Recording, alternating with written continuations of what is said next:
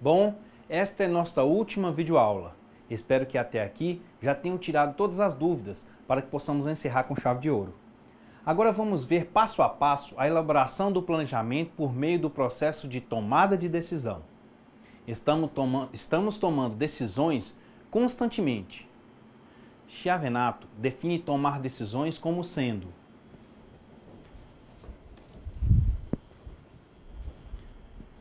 identificar e selecionar um curso de ação para lidar com um problema específico ou ainda extrair vantagens em uma oportunidade.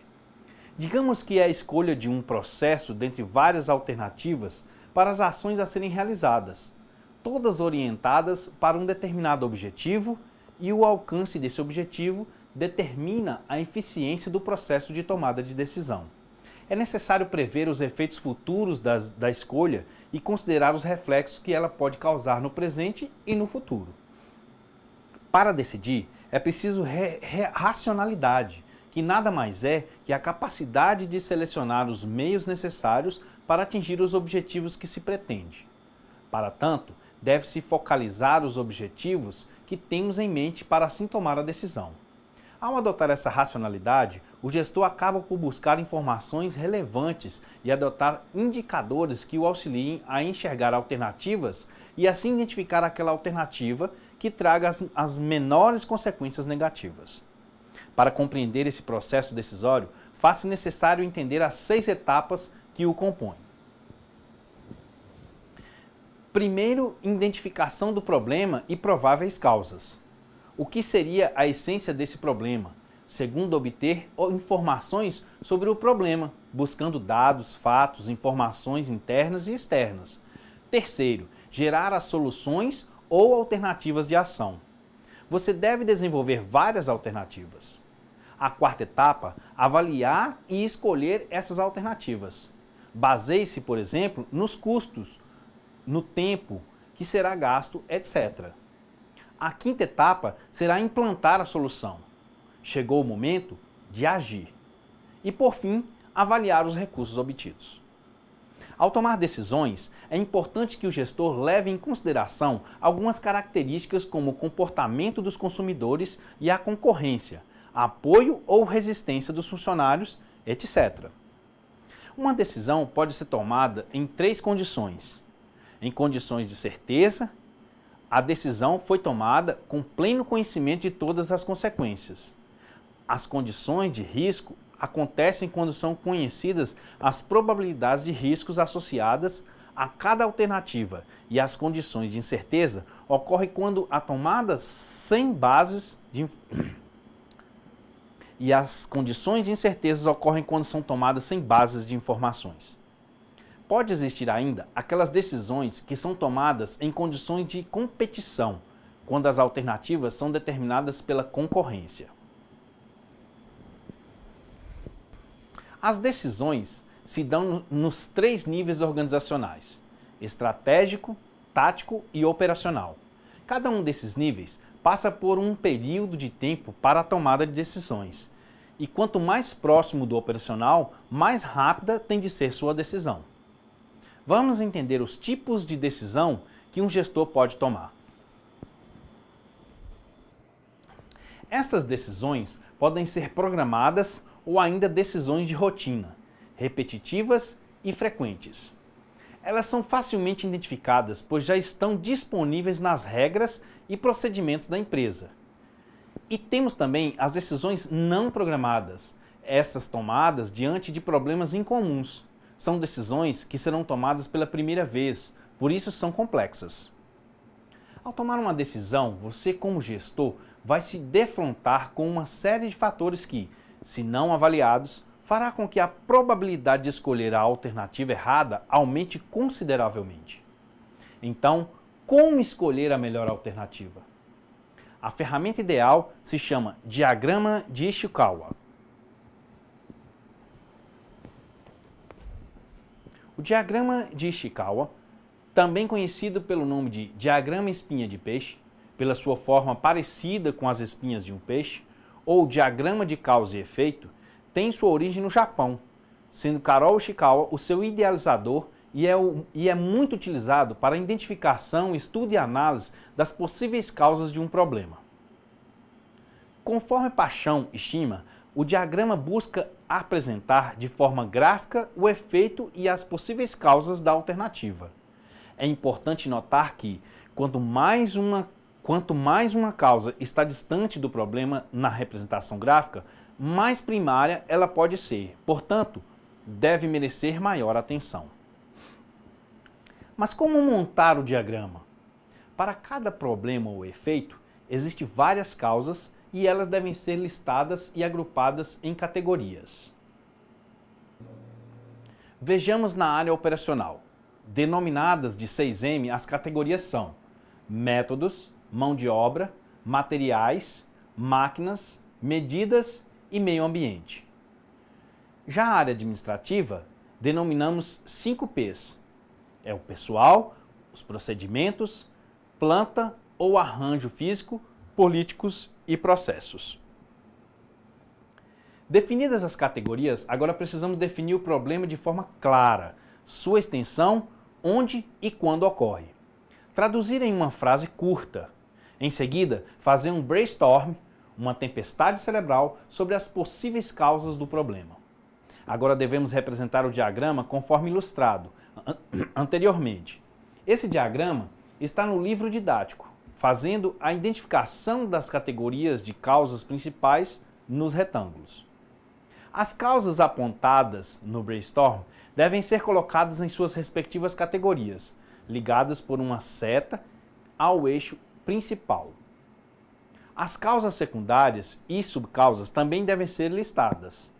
Atenção! Uma causa pode estar presente em mais de uma categoria. Pronto, agora vamos analisar tudo isso. Procure evidenciar as causas mais frequentes para uma análise mais apurada. A repetição de causas em mais de uma categoria pode evidenciar que se trata de causa importante. O agrupamento de várias causas em uma determinada categoria pode indicar problemas nessa categoria, merecendo uma espinha de peixe específica. E, principalmente, observe a existência de uma causa com várias subcausas. Isso evidencia potenciais efeitos em cascata. Agora eu gostaria de falar especificamente do varejo e como o pensamento estratégico deve se desenvolver nessas organizações. O planejamento estratégico deve permear indústrias, comércio e empresas prestadoras de serviço, independentemente de seu porte. O ramo varejista sofre intensa competição devido à pressão das grandes lojas e departamentos, hipermercados, lojas de conveniências, franquias, lojas online, shopping centers, entre outros. As grandes redes varejistas acabam por influenciar a queda de preços, aumentam as opções de escolha para os consumidores, saturam os mercados, fatores esses que acabam por diminuir a lucratividade dos pequenos varejistas. Mas o pequeno varejista tem uma vantagem sobre esses gigantes: a flexibilidade na adoção de estratégias, a velocidade de mudança e a habilidade em personalizar a oferta de serviços. Vimos na aula passada uma forma de enfrentar essas pressões, o associativismo.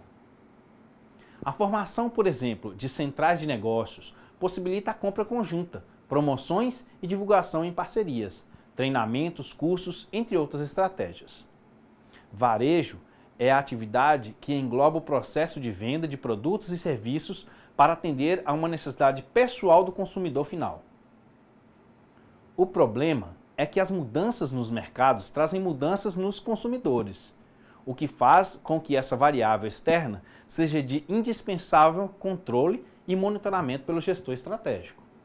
Fatores como o aumento da participação da mulher no mercado de trabalho, envelhecimento da população, mudança nos perfis das famílias, busca por qualidade de vida e acesso à informação fazem com que os consumidores cada vez mais fiquem mais exigentes, mais informados e mais críticos. Com o Código de Defesa do Consumidor, a preocupação com o atendimento dos clientes aumentou. Nunca o varejo teve tanto que entender necessidades e expectativas de seus consumidores. Assim, ganha a empresa que oferece maior valor e vimos que o valor é o que se paga pelo que se leva. que benefícios o consumidor está comprando e a que custo. Para o cliente, o valor é a diferença entre o benefício que o produto oferece e o custo para adquiri-lo. O prêmio irá para as empresas que inventarem novas maneiras de criar, comunicar e transmitir valor a seus mercados-alvos. Os comunicadores buscam cada vez mais alternativas de compra que lhes proporcionem conveniência e experiências prazerosas. Demonstram menor fidelidade para marcas de produtos, procuram maximizar a relação custo-benefício em suas decisões de compra e valorizam as soluções personalizadas. De acordo com Kotler, os principais tipos de varejo são varejo com lojas e varejo sem lojas. No varejo com loja, temos as lojas de especialidades, lojas de variedades, lojas de departamento, supermercados, lojas de conveniência, lojas de descontos, varejistas off-price, superloja, showroom de vendas por catálogo e outros. Já no varejo sem lojas, temos as vendas diretas, marketing direto, venda automática e serviços de compras. E quanto à aplicação do planejamento estratégico no varejo? O processo de planejamento estratégico no varejo segue as mesmas etapas de qualquer empresa, mas seu foco está na diferenciação que vai permitir ao varejista a distinção de sua oferta dos seus concorrentes, como linhas de produtos, serviços, horários de funcionamento, localização, preço, atendimento, ambiente, comunicação. Empresas de varejo tomam decisões baseadas nos custos, giro de estoque e na demanda. Mas a maior vantagem competitiva do varejo pode estar na criação de relacionamentos, fidelidade do cliente, relacionamento com fornecedores, localização, entre outros. O que exige desse formato de negócio o investimento em tecnologia e modelos de gestão que levem a empresa a administrarem esses relacionamentos de forma efetiva. Mas você deve estar se perguntando, e o setor de serviços? Grande parte das atividades do varejo consiste na prestação de serviços. Esse setor representa aproximadamente 60% do PIB brasileiro. Nos países desenvolvidos, a prestação de serviços chega a 80% do PIB. São mais de 900 mil empresas e quase 16 milhões de empregos. Mas a necessidade de criação e sustentação de vantagens competitivas devido à concorrência acirrada é um dos grandes fatores de aumento do setor de serviços. Esses novos negócios surgem do objetivo das empresas em reduzir custos, tornando os produtos mais competitivos. A terceirização é uma forma de pensar estratégico. Ao entregar algumas funções da empresa a outras pequenas e médias empresas, podem tornar-se mais ágeis, com custos menores, e passam a focar naquilo que sabem fazer melhor.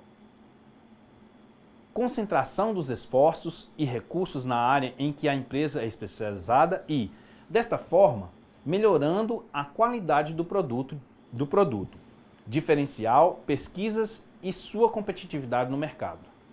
Terceirizar é transferir para terceiros a responsabilidade pela execução das atividades secundárias da empresa. Outsourcing. A terceirização é a possibilidade de contratar terceiro para a realização de atividades que não constituem o objetivo principal da empresa. Um exemplo disso é a contratação de serviços de vigilância. Algumas das áreas de uma empresa que podem ser terceirizados sem prejuízo ao negócio são atividades acessórias, limpeza, segurança, alimentação, manutenção, etc. Atividade meio, informática, departamento pessoal, contabilidade, jurídico, manutenção de máquinas. Atividades fim, produção, vendas, transporte dos produtos, etc. Mas lembre-se, terceirizar não pode ser pensado como uma alternativa apenas para redução de custos. Ela deve fazer parte da estratégia da empresa como forma de aumentar a qualidade, a produtividade e a modernização. Bem, agora chegamos no assunto final de nosso curso, a estratégia empreendedora, onde poderemos compreender o papel do empreendedor na estratégia organizacional e algumas características do comportamento empreendedor. A administração estratégica lida com as incertezas, com a busca de novos caminhos, novos negócios, formas de analisar o consumidor, meios de combater as ameaças do ambiente externo, acompanhar os concorrentes, enfim, uma constante imprevisibilidade do mercado. Atualmente, uma das formas para combater essas incertezas está no empreendedorismo. Como a administração estratégica, por meio de seu planejamento, visa criar condições para permanecer no mercado capitalizando oportunidades de negócios, o gestor estratégico deve ter a habilidade de desenvolver estratégias pela liderança de pessoas motivadas e que sejam capazes de gerar mudanças. Ao elaborar planos em consistência com a missão, visão e os objetivos organizacionais no contexto dos ambientes externos e internos, esse gestor acaba por tornar-se principal agente de mudança da empresa, o grande gerador de inovação.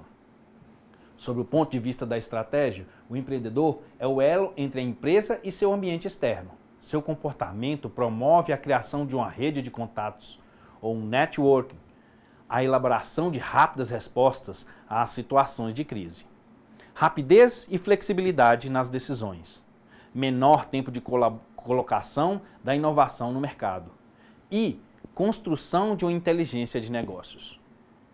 O pensamento estratégico, aliado à gestão empreendedora, acaba por gerar na empresa uma cultura de busca permanente de mudanças inventiva.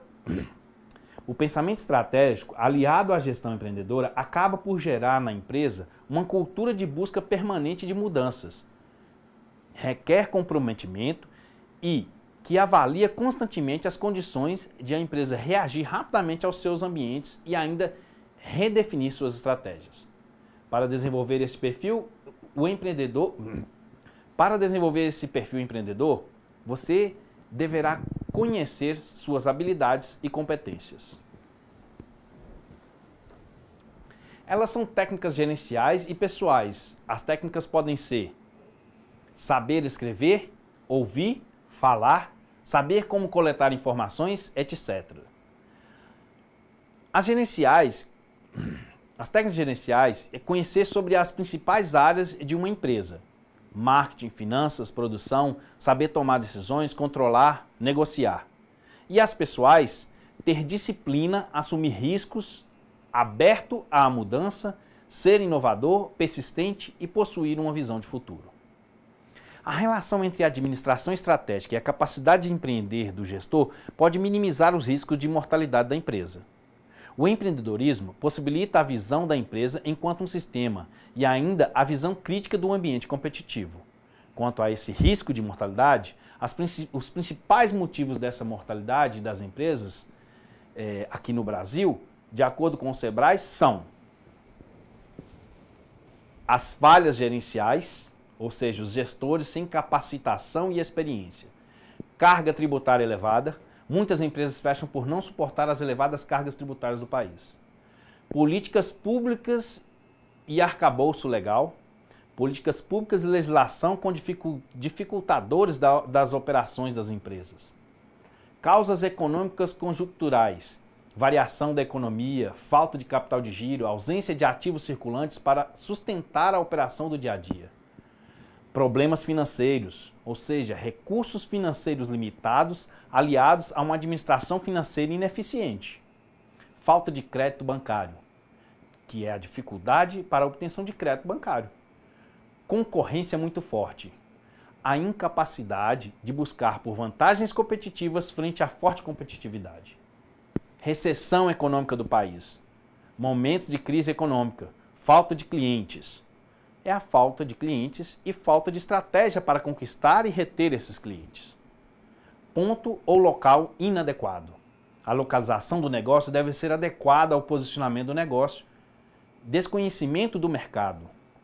O desconhecimento do mercado de atuação. Logística operacional. Erro na estratégia de custos e de disponibilidade do produto ou serviço ao cliente. Como você pode observar, estão em primeiro lugar os fatores de gestão da empresa, as falhas gerenciais, seguidas pela falta de cliente, que também é uma falha gerencial, um erro de análise de mercado. Vimos no decorrer das aulas que para que uma estratégia seja bem sucedida, a empresa deve minimizar as ameaças que o ambiente externo impõe e ainda identificar e aproveitar as oportunidades. A elaboração de um planejamento estratégico é essencial para o sucesso da administração estratégica. Mas, para esses autores, o sucesso de qualquer negócio está atrelado às características pessoais do empreendedor e na capacitação gerencial contínua. A tomada de decisão se torna cada vez mais importante nos dias atuais, dada a grande competitividade do mercado. Espero que tenham compreendido os conceitos e que possam aplicá-los nas organizações dos quais farão ou fazem parte.